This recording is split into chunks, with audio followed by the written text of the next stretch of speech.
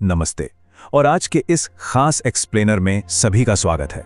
आज हम हिमालय की बर्फीली ऊंचाइयों पर मौजूद एक ऐसे प्राचीन और रहस्यमयी मंदिर की बात करने वाले हैं जो सदियों से इंसानी समझ को हैरान करता आ रहा है। जी हाँ, केदारनाथ धाम। 5 नदियों के इस अद्भुत संगम पर बसा ये धाम अपने अंदर कुछ ऐसे गहरे रहस्य समेटे हुए हैं जिनके आगे आज का आधुनिक विज्ञान भी सोच में पड़ जाता है। तो चलिए बिना किसी देरी के शुरू करते हैं। इस पूरे विषय को हम 5 आसान हिस्सों में समझेंगे। शुरुआत करेंगे मंदिर की वास्तुकला और इसके ऐतिहासिक अस्तित्व से। फिर बात करेंगे 2013 की उस खौफनाक बाढ़ और भीमशिला के चमत्कार की। इसके बाद पौराणिक कथाओं और उन पवित्र जलकुंडों के रहस्य को खंगालेंगे। चौथा हिस्सा होगा वो 6 महीने का दिलचस्प रहस्य जब मंदिर पूरी तरह बंद रहता है। और आखिर में जानेंगे उस भविष्यवाणी के बारे में जो इसके भविष्य से जुड़ी है। तो सबसे पहले इस जगह के भूगोल को ही देख लेते हैं। ये मंदिर किसी आम जगह पर नहीं बना है। ये मंदाकिनी, क्षीरगंगा, स्वर्णगौरी, मधुगंगा और सरस्वती, इन 5 पौराणिक नदियों के संगम पर स्थित है। हर साल लाखों लोग यहाँ दर्शन करने आते हैं, लेकिन बहुत कम लोग इस बात पर ध्यान देते हैं कि ये जगह ऐसे ऐसे रहस्यों से घिरी है जिनका कोई स्पष्ट वैज्ञानिक आधार मौजूद ही नहीं है। तो आइए अपने पहले हिस्से की तरफ बढ़ते हैं और देखते हैं कि इस मंदिर की वास्तुकला और इसके पत्थरों और बर्फ से जुड़े क्या-क्या रहस्य हैं। जरा कल्पना कीजिए 22,000 फीट की ऊंचाई। इतनी भयंकर ऊंचाई पर इस पूरे मंदिर को भूरे रंग के विशाल पत्थरों और शिलाखंडों को इंटरलॉक करके बनाया गया है। अब सोचने वाली बात यह है, और कई शोधकर्ता आज भी इस पर माथापच्ची करते हैं कि भाई ये इतने भारी भरकम पत्थर यहाँ आए कहाँ से, क्योंकि आसपास के पूरे इलाके में दूर दूर तक ऐसे पत्थर हैं ही नहीं। बिना किसी आधुनिक मशीन या क्रेन के इतने भारी पत्थरों को इतनी ऊंचाई पर लाना और फिर उन्हें एक के ऊपर एक जोड़ना, सच कहूं तो ये किसी सामान्य मानव कल्पना से बिल्कुल बाहर की बात लगती है। और कंस्ट्रक्शन का एक और चमत्कार देखिए।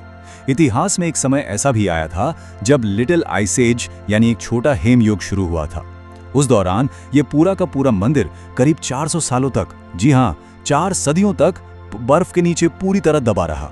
फिर 20वीं सदी की शुरुआत में जब एक रिसर्च टीम ने बर्फ साफ करके इसे वापस खोजा तो सब हैरान रह गए। इतने सालों तक टनों बर्फ के भारी दबाव में रहने के बावजूद इस मंदिर की दीवारों पर एक खरोंच तक नहीं आई थी। ये बिल्कुल सुरक्षित था। बर्फ के उस दौर से निकलकर अब सीधे आते हैं आज के समय में और बात करते हैं अपने दूसरे भाग की, यानी भीमशिला का चमत्कार और 2013 की वो विनाशकारी बाढ़। साल 2013 का वो मंजर शायद ही कोई भूल पाया हो। मंदाकिनी नदी में आई उस खौफनाक बाढ़ ने ऐसी तबाही मचाई थी कि 6,000 से ज्यादा लोगों की जान चली गई। आसपास की हर एक चीज तहस नहस हो गई। लेकिन उस प्रलय के बीच भी मुख्य मंदिर की इमारत को रत्ती भर भी नुकसान नहीं हुआ। ये कैसे मुमकिन हुआ? यहीं पर असल चमत्कार देखने को मिलता है। जब बाढ़ का पानी पूरी रफ्तार से मंदिर की तरफ आ रहा था तो पानी के उसी तेज बहाव के साथ एक बहुत ही विशालकाय पत्थर भी लुढ़कता हुआ नीचे आया। लेकिन हैरान करने वाली बात यह है कि वो पत्थर मंदिर से ठीक 10 मीटर पीछे आकर अचानक रुक गया। इसे ही आज भीमशिला कहा जाता है। इस करीब 5,000 साल पुराने पत्थर ने एक मजबूत ढाल का काम किया। पानी उस पत्थर से टकराया और 2 हिस्सों में बंटकर मंदिर के दोनों तरफ से बह निकला। अब इसके बाद हुआ ये कि रिसर्चर्स ने मॉडर्न मशीनों का इस्तेमाल करके इस पत्थर को हिलाने की बहुत कोशिश की, लेकिन ये भीमशिला अपनी जगह से टस से मस नहीं हुई। अब कोई भी सोचेगा कि आस्था रखने वाले इसे सीधा चमत्कार और ईश्वरीय शक्ति क्यों मानते हैं। वो इसलिए क्योंकि इसी पत्थर की वजह से मंदिर के अंदर फंसे करीब 500 लोगों की जान बची थी। तो क्या ये महज एक भूगर्भीय संयोग था या सच में कोई चमत्कार? ये आज भी एक पहेली है। खैर, इन भौतिक चमत्कारों से आगे बढ़ते हुए अब अपने तीसरे हिस्से पर आते हैं, जहां हम यहाँ की गहरी पौराणिक कथाओं और उन रहस्यमयी जल कुंडों की बात करेंगे। हमारे प्राचीन ग्रंथों के मुताबिक महाभारत के युद्ध के बाद अपने पापों का प्रायश्चित करने के लिए पांडवों ने ही इस मंदिर का निर्माण करवाया था। कहानी कुछ यूं है कि जब पांडव भगवान शिव को खोजते हुए यहाँ पहुंचे तो शिव जी ने उन्हें दर्शन न देने के लिए एक बैल का रूप ले लिया। मान्यता है कि जब भीम ने उस बैल को पकड़ने की कोशिश की तो वो धरती में समाने लगा और भगवान शिव 5 अलग अलग भौगोलिक हिस्सों में प्रकट हुए। इन्हीं 5 पवित्र स्थानों को आज हम पंच केदार के नाम से जानते हैं, जिनमें केदारनाथ, रुद्रनाथ, तुंगनाथ, मध्य महेश्वर और कल्पेश्वर शामिल हैं। अब सिर्फ मंदिर ही नहीं, यहाँ के पानी से जुड़ी कहानियां भी कम दिलचस्प नहीं हैं। मंदिर के पास ही सरस्वती नदी के तट पर मौजूद है रेतस कुंड। स्थानीय मान्यताओं की माने तो यहाँ एक बहुत ही अजीबोगरीब घटना देखने को मिलती है। कहते हैं कि अगर इस कुंड के पास खड़े होकर पूरी श्रद्धा से ओम नमः शिवाय मंत्र का जाप किया जाए तो पानी की सतह से अचानक अपने आप बुलबुले उठने लगते हैं। ऐसा लगता है जैसे पानी उस मंत्र पर प्रतिक्रिया दे रहा हो।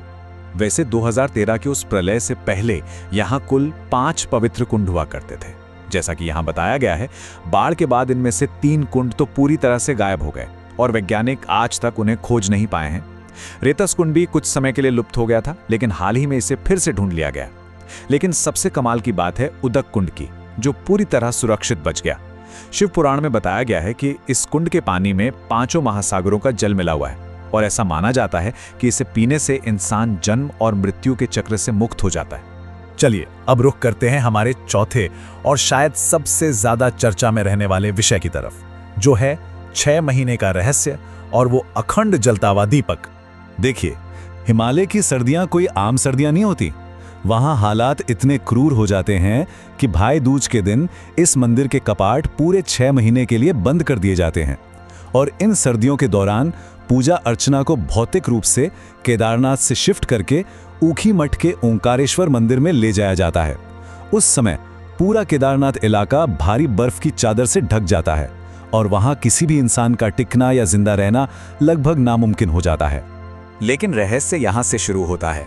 कपाट बंद करने से ठीक पहले पुजारी मंदिर को साफ करते हैं और अंदर एक छोटा सा तेल का दीपक जलाकर छोड़ देते हैं।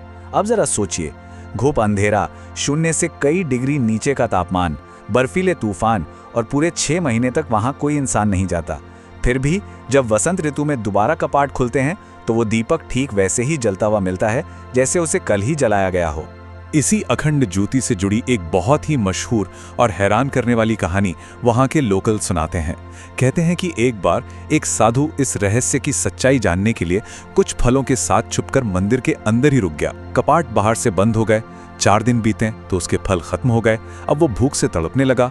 जब वो हार कर सो गया तो अचानक उसकी आंख खुली। उसने देखा कि उसके पास ताजे फल रखे हुए और दीपक में फिर से तेल भरा हुआ है। इसके बाद वो जो सोया तो सीधा 6 महीने बाद मंदिर के कपाट खुलने पर ही उठा।